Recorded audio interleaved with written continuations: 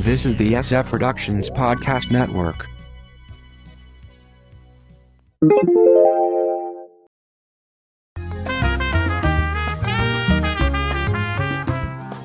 We've got Movie Sign! From the Pop Culture Bunker, I'm Mindy. And I'm Mark. You can check out our audio podcast, How I Get My Wife to Read Comics, on iTunes or on our website, sfpodcastnetwork.com. So 2013 has been a big year for TV anniversaries. It was the 20th anniversary of X-Files. It was the 50th anniversary of Doctor Who. But the big one, for me at least, is the 25th anniversary of Mystery Science Theater 3000. And this is a show I fell in love with the first time I saw it. Do you remember the first time you saw it? I don't remember specifically. Okay. But what is this concept? Well, it all starts with this guy, Joel Hodgson, who's this stand-up and a writer from Minneapolis. He was this prop comic, and he had these wacky devices. And so he had a few appearances actually on SNL they did like stand-up bits sometimes in the middle of the show back in the 80s. Do you ever remember seeing him? I remember seeing him, and you can find his stuff on YouTube once in a while now. That was 1984. He was, at that point, offered a sitcom deal, but according to interviews, he felt that L.A. was phony. Well, yeah. I personally think that he's allergic to success. Yes. That's probably more like it. So he returned to his hometown, and then in 1988, Jim Mallon, who was running this UHF station, KTMA in Minneapolis, he needed a show to fill up 2 hours on Sunday nights. And he thought of the idea of maybe a show based on Joel's act, and Joel came up with the concept for MST3K, and they produced 13 episodes. So what's the concept? Regular guy Joel works at Gizmonics Institute. There are these two mad scientists who send him into space. Dr. Clayton Forrester, who's Trace Ballou, and Dr. Lawrence Earhart, who's J. Elvis Weinstein. They're basically testing his ability to withstand watching the worst movies ever made. And they put him in space so that he doesn't have anything else to do? Exactly. Okay. And they can control the experiment. And this is also a way for KTMA to use this movie package they bought the rights to. So they had the movies, but they didn't want to just show the movies. Right. So this was really sort of like doing it instead of an Elvira type or thing. Ghoulardi. Yeah, that type of thing. Okay. So just kind of a variant on that. So Joel builds these robots, a.k.a. puppets, to keep him company while he's up there in space. Crow, played by Trace Ballou. This is Crow. Yeah. Gypsum, later called Gypsy. She's right here. Voiced by, originally, Weinstein. And Beeper, who was later reformed into Servo, also Weinstein did. And so they basically make fun of the movie while they were on screen as silhouettes who were seated in these movie seats. They did these bumpers back on what they called the Satellite of Love, the ship he's on, to basically break up the movie a little better. KTMA ended up going up bankrupt soon after it aired these episodes. So, he's pretty much out of a job. So Joel sends this pitch tape, which is just a collection of stuff he had done. It was the segment from SNL and a few other things he did. Send those out to various outlets. And also on that tape was MST. HBO saw it. And they needed something to fill time on their brand new comedy channel, which later became Comedy Central, when they merged with Ha, another comedy-based channel. And they ordered a bunch of episodes in 1989. And is that when you first saw it, when Yes. it was on Comedy Central? Yeah. Okay. I think I kind of remember seeing some of the KTMA episodes. Well, but the KTMA stuff, the only way you see them is through tapes, because they never aired those ones nationally. see, I seem to recall seeing something on TV, and I may have actually gotten those stations when I was in college, up in Upper Peninsula of Michigan. Oh, that's a possibility. So the show became a cult hit. And, in fact, it was really Comedy Central's first real hit. Until South Park and Daily Show came by, this was their biggest hit. In the second season, Weinstein he moved on, and Kevin Murphy took over the role of Tom Servo. TV's Frank Conniff, took over the role of Dr. Forrester's lackey.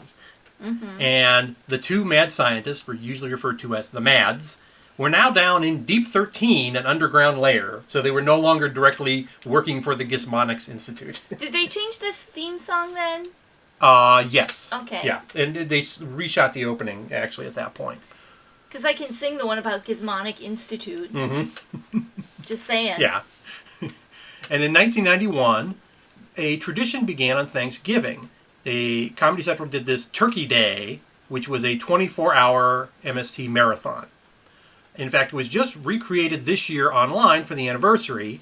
I've got a link to at least some of the clips from it on our Facebook page. And it was just basically reruns. I mean, there was no new material, was there? Except Joel did new wraparounds for each one. Okay. But it was very basic. There wasn't too much to that.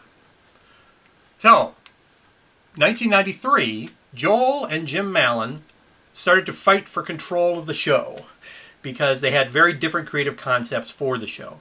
Mallon wanted to do a movie. Like a theatrical release. A theatrical release. Because they already do movies. Right. But Joel really wasn't interested. And in fact, he wanted to pull away from being on camera at that point. So Joel ends up leaving the show, and he's replaced by the show's head writer, Mike Nelson, who was playing, his role was an office temp at Deep 13. And after Joel escapes, the Mads are like, what are we going to do? And here's that temp. Yes.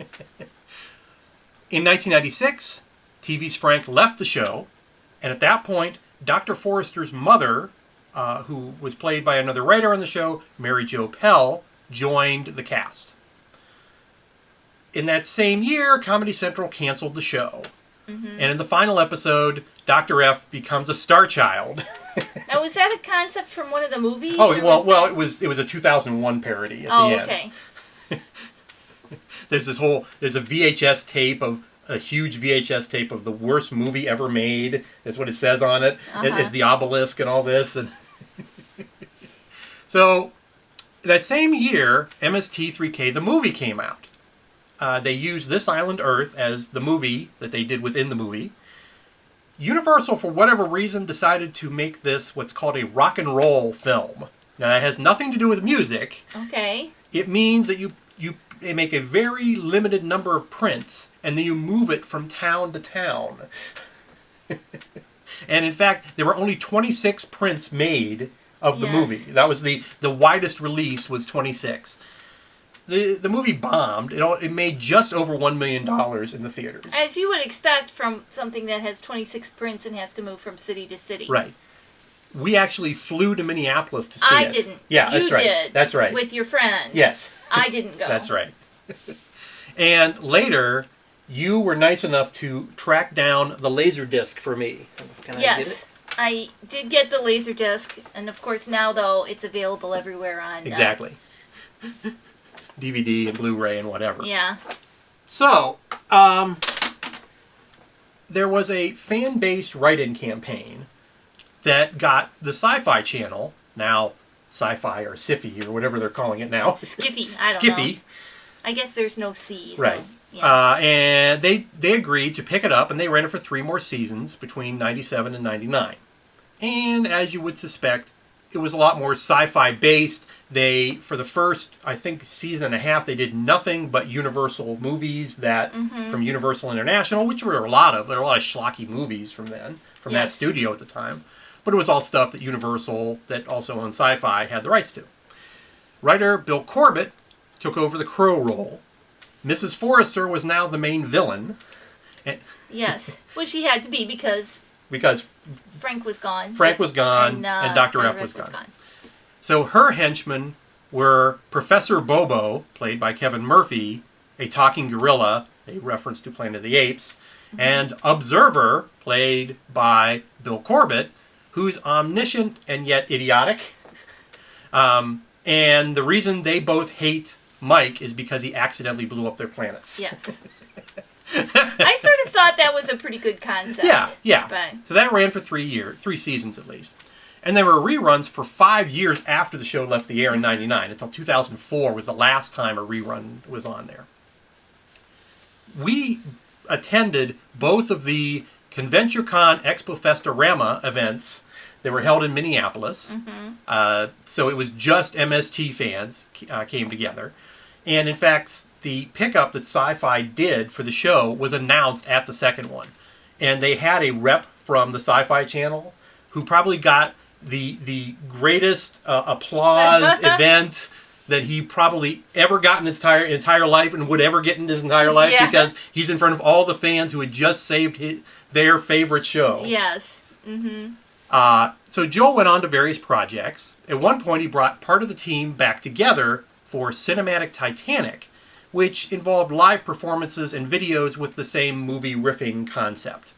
And he brought back Weinstein and Belew and Conniff and Pell, were all brought together for that.